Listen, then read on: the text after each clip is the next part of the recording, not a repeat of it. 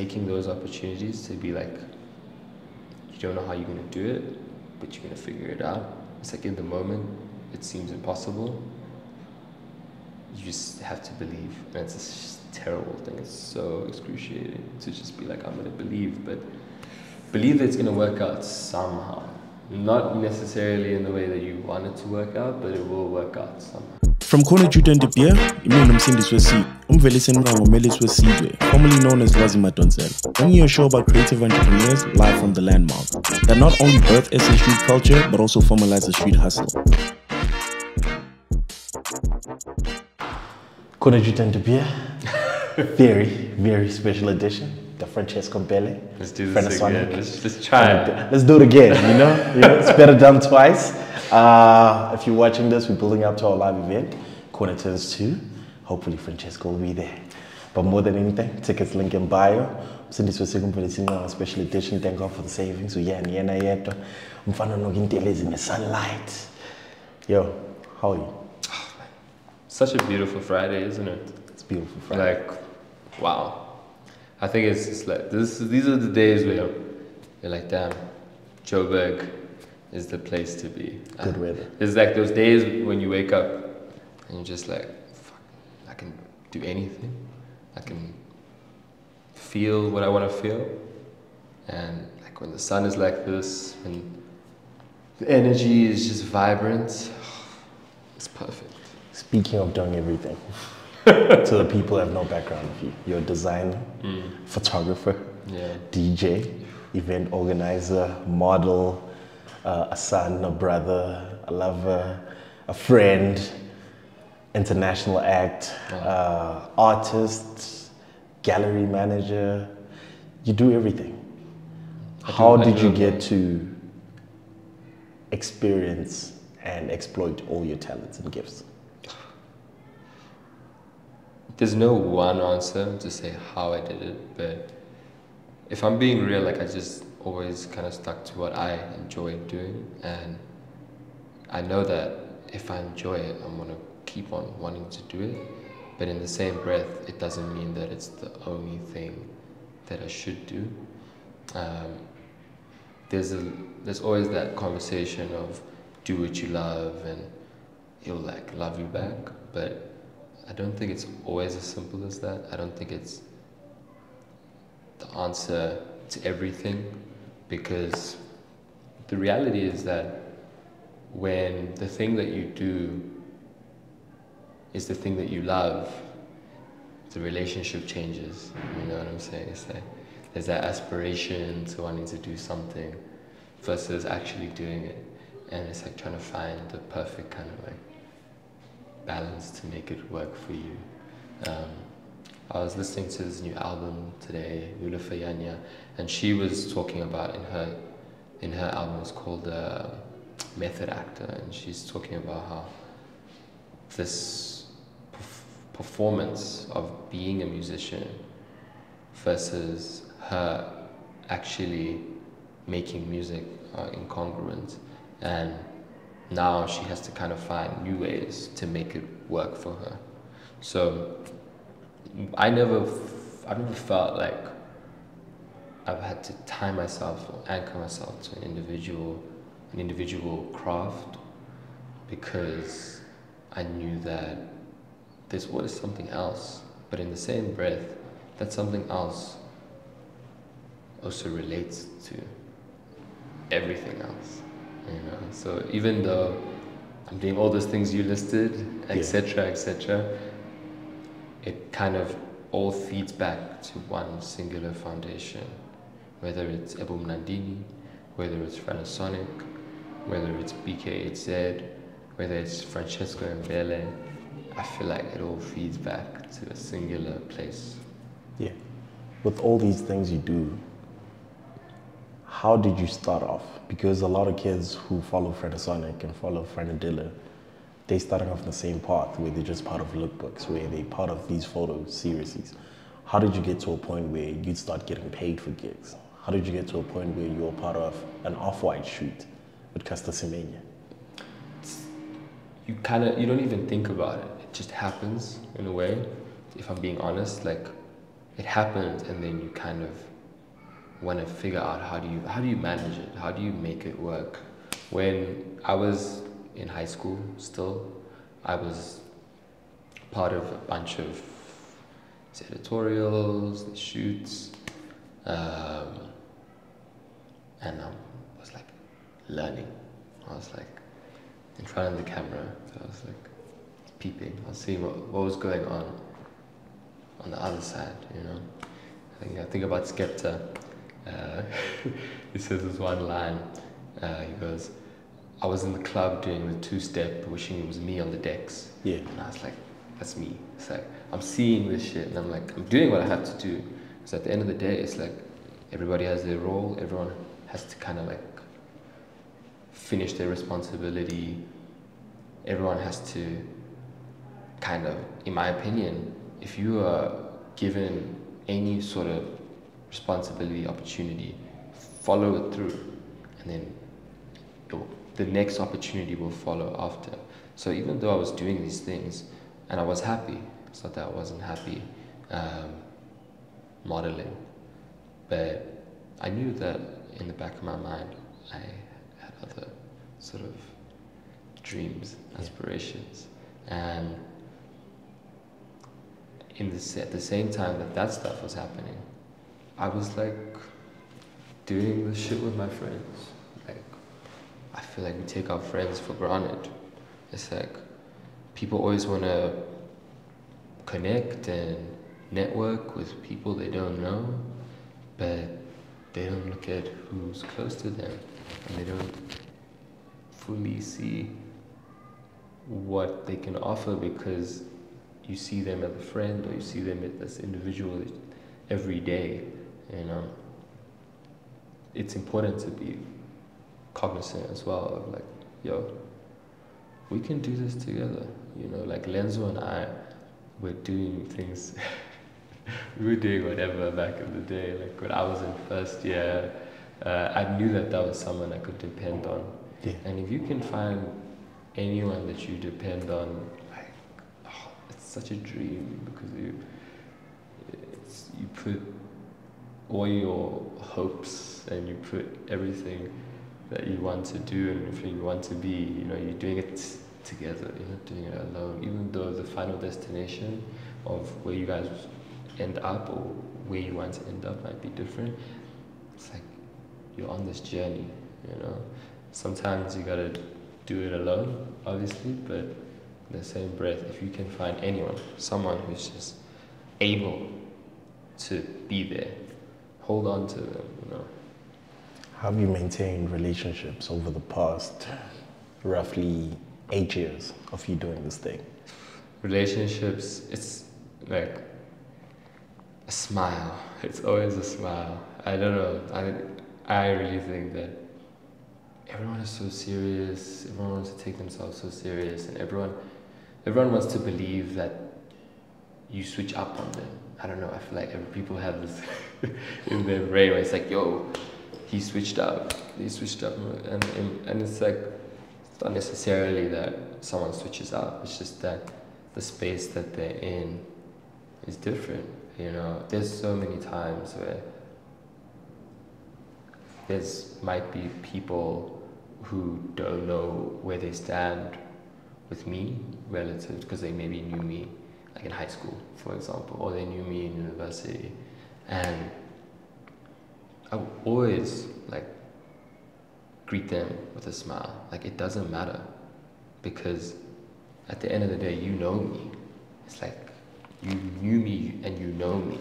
Yeah. You know, even though I'm this person, 5 years later, I'm older. Like, my mustache is maybe bigger. I don't know, but I'm still that person that you knew.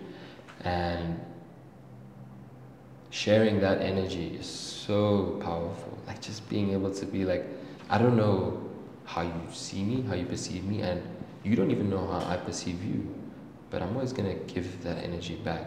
So many times it's like I see people and they're like, oh my God, this so-and-so from so-and-so, and I'm like, what, so what are you gonna do? And they're like, no, I'm gonna avoid them.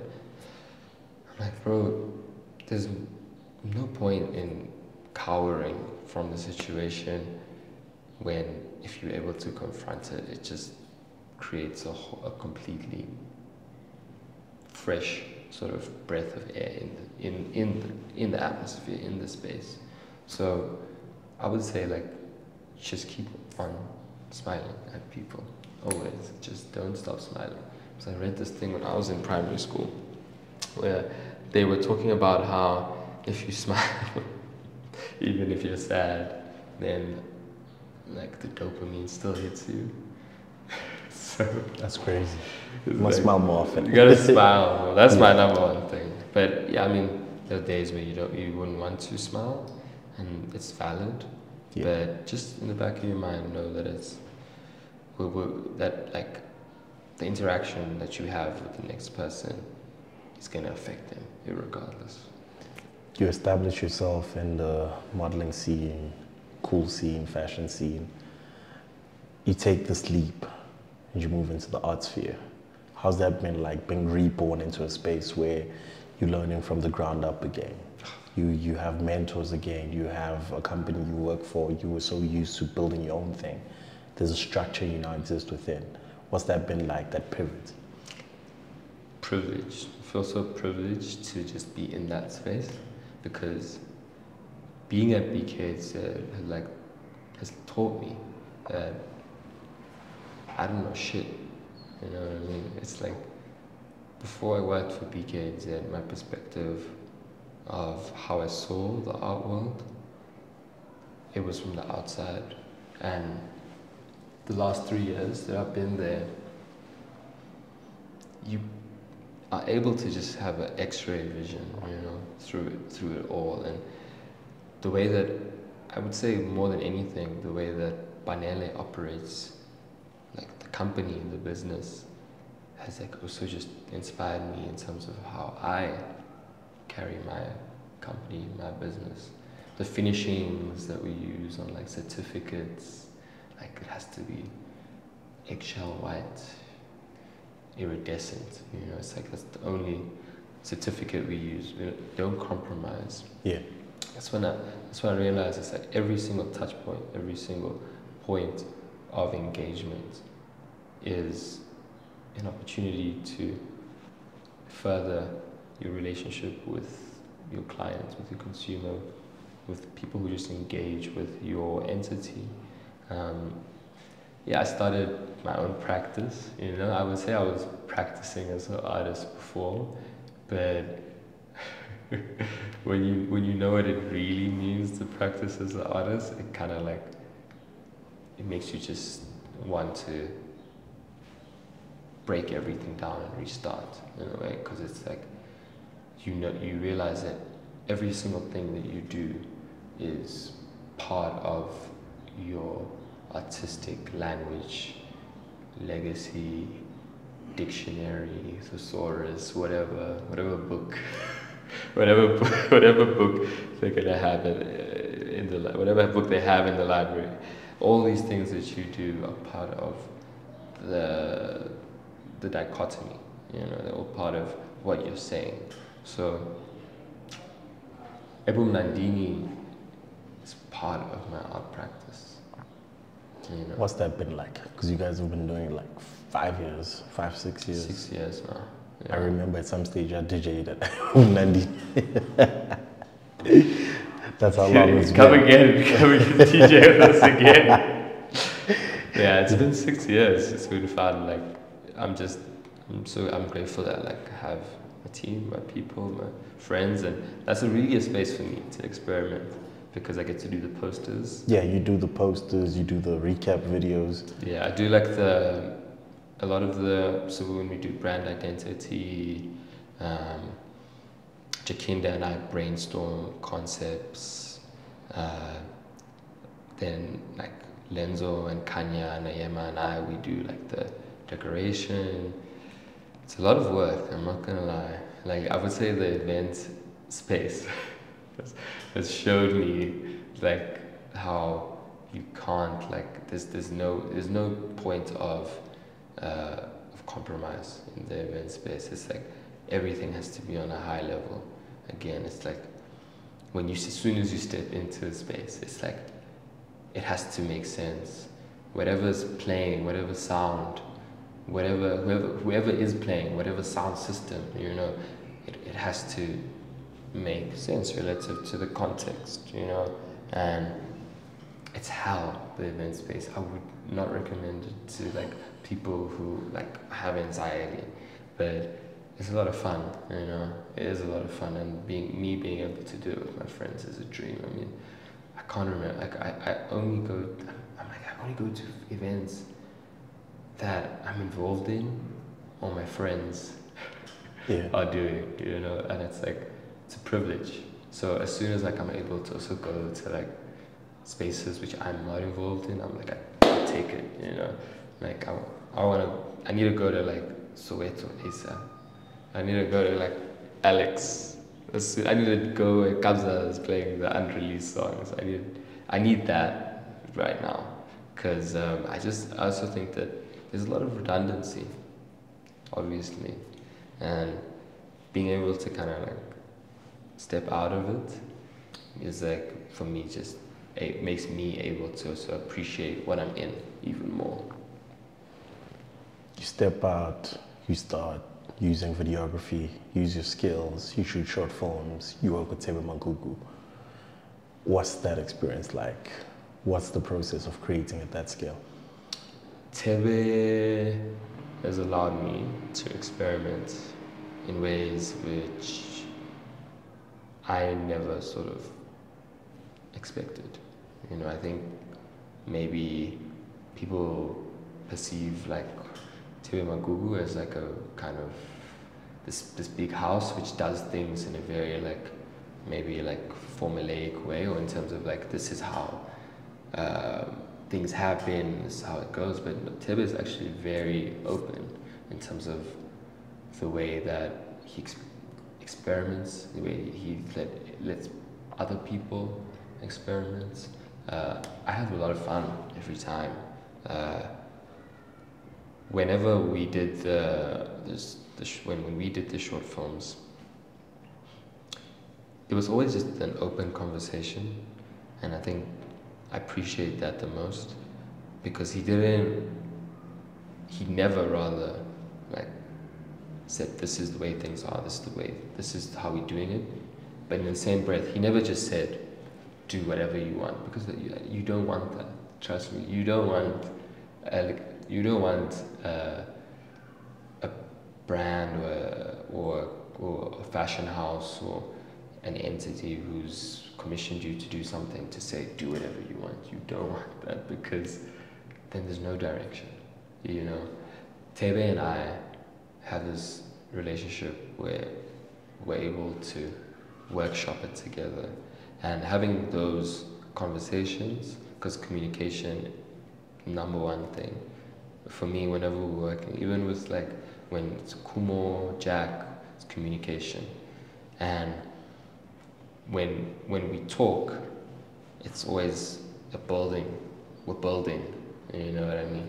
Because when you're building, it means that there's room to also demolish in a way. Yeah. There's room to change, you know. Doesn't mean that the way things are the way that things have to be, but rather we can be malleable, we can be ductile with the idea, because that's the beauty of it all, really. I mean, if you're gonna go from your mood board to the final product and expect it to be one-to-one, then like, what's the point, in my opinion? There's no point. The spontaneity, for me, for my practice, spontaneity gives the energy to what I do.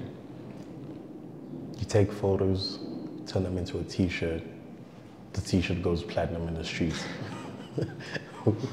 What was that like? That day of like, yo, you just took the picture of your dear friend, put it on a t-shirt, everyone is buying it. It was a crazy time, you know. I think like lockdown, when we did that, lockdown was really the time for people to be creative and also I would say, like, build businesses. There's so many companies now which started, and even like agencies and creative entities which started in lockdown, which just have been propelled, you know. Same here. Shout out to 34. No, dead ass. Lockdown, I was in lockdown, you know, I was in front of my laptop. Had all my images I had taken. I was a big fan of Dennis Rodman. It aligned, and when it aligns, it's perfect. You know, like when it aligns, it's just, you must hold on to it. I think, like, it wasn't just the reimagining of the Dennis Rodman Nike tee into Nkuli's face. It was what Nkuli also represents relative to the context of today. Nkuli is basically South Africa's like anarchist, cultural anarchist, and in the same way, Dennis Rodman was the same. So the likeness is one for one, you know, and then on a design level, it just looks good. So run with it, you know, and when it lines up, just let it happen. That's it. You do product, you grow the product line, take a Euro trip. Now you're showcasing even in London. You're showcasing globally at this stage. What's it like to get to that stage? What ideation, what type of timelines did you have to set for yourself? Because to us, you're like, yo, wait, this guy's at Dijon's. He just popped up in London. What does it take? My timelines, I'm the worst with timelines. Like, oh my God, I hate timelines. It's like, they're like the reason why I think creative people suffer. It's because you think that a timeline is the only way that things should occur. Jack and I shot What Is the Loneliest Number at the end of last year. Jack and I, we had been conceptualizing it for 2 months, and we were like, yo, we're going to Cape Town. We don't want to, when we're in Cape Town, we're just going to be on holiday. We don't want to like think about anything else. We had the shoots went perfectly. We got the final images right before we left to Cape Town, and we had them, we were looking at them, we were like, I guess we got to do something with them, you know? And credit to Jack, to Markovitz, he was like, put it out, we put it out. As soon as we get back to Johannesburg, we put it out. The reality is, I know I feel like when I announced that I was doing the zine or the zine or whatever, the zine wasn't done. When I announced that we were releasing it, it wasn't finished. The layout was far from done. I had that InDesign file on my laptop in the top right corner, and that shit was haunting me every single day. I'll go on my laptop and I'll see it and I'll be like, oh, not today. And it got to a point where I was like, I was busy, and when you're busy, you feel like you can't do, when you're busy with different things, it's like you feel like you can't do anything else. And also when you're busy with other people's work, it feels like your work should take the back seat. But then I planned in April that I was going to go to London, and I'd been having a conversation with my friend Gam in London, and he was like, bro, do you want to do something this side? And I was like, yeah, I want to do a zine launch really bad. I have the zine, you know, zine isn't done yet. In the back of my mind, I started thinking it's still the file, but like, let's do this launch in London. And then he was like, yeah, let's figure it out. And that's when I was like, oh, actually need to finish this. We released the images and everything in February, but I only finished the actual layout on the file on my laptop in June. I got semi-confirmation from the venue in London then just in the middle of June, and I had a week to print it all out and get it ready. And then I just sent it all out, proofread. I think it was 2 days before I was flying out, and I had all designs just stacked up. Stacked. I was like, it wasn't confirmed yet, the pop-up in London. I was like, I can leave these in Joburg and deal with them when I get back, or I can just put them in my check-in luggage and figure it out. Yeah. At that point, the venue's still not confirmed in London. I'm like, I'll figure something out, irregardless. Go to Europe, was in Paris, and then the one night that I'm in Paris at, I think it was the A6 after party, I run into Truce, the guy who's doing the venue. Yeah. And then when we have the one-to-one, like, IRL conversation, because at that point it was still somewhat in just the air. emails, yeah. He was like, nah, let's do it, I'm keen. And that happened at like 1 a.m. It's crazy. And it's like having those real life conversations, it really it solidifies things in a different way. Like, when someone can face you, like one-to-one, like we are right now, it's just like the way that you're able to express how you feel, and the way that the person is able to gauge how much it means to you, it's a different ball game. And after it was confirmed, it was pop-out time, and I'll be real, shout out to everyone who helped me with that pop-up, because it was just like I've never done anything like that before. It's like, damn, who does vinyl in London? Who does stickers in London? Yeah. How are we gonna do refreshments? The funny thing is that we were at me and a couple of my friends were at the Raven Lene. She was doing like a listening party, and it was at the same venue where I was going to do the pop-up the night before.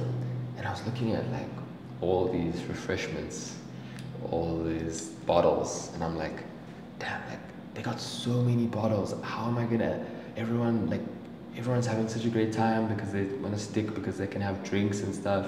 Yeah. And my drink sponsor pulled out just before. So I was like, damn, I'm gonna have to like buy a couple of bottles of wine or something. After the party, I'm like, it's like we're closing down. I'm like seeing there's like a few bottles left. I talked to one of the guys. We're like, let's put them away, see what happens. Come back the next day, they're still there. So we were able to use the refreshments from the previous night. It was just serendipitous. It was really perfect to then get people to have drinks the next day. And yeah, I think it's like taking those opportunities to be like, you don't know how you're gonna do it, but you're gonna figure it out. It's like in the moment, it seems impossible. You just have to believe, and it's a terrible thing. It's so excruciating to just be like, I'm gonna believe, but believe that it's gonna work out somehow. Not necessarily in the way that you want it to work out, but it will work out somehow. What's your word to the youth? Word to the youth. My word to the youth is just put the phone down sometimes, if you can. Put it down and actually like peep what's going on around you. Then pick up the phone and start scrolling again, and then go on Reels. That's and like the podcast and subscribe. Yeah. Oh, perfect. Shut up, Frenadilla. Is that the end? Yeah. Oh, okay. Damn, okay. I think You that have was a something to good say? way to end it still. But yeah, put the phone down, scroll, then pick it up and then throw it out and then get it repaired, and obviously go to your local library, because that's actually my words to these. This is my words to these. Go to your local library, because it most likely has free Wi-Fi, and scroll on your iPhone over there. Khona nje utente pia.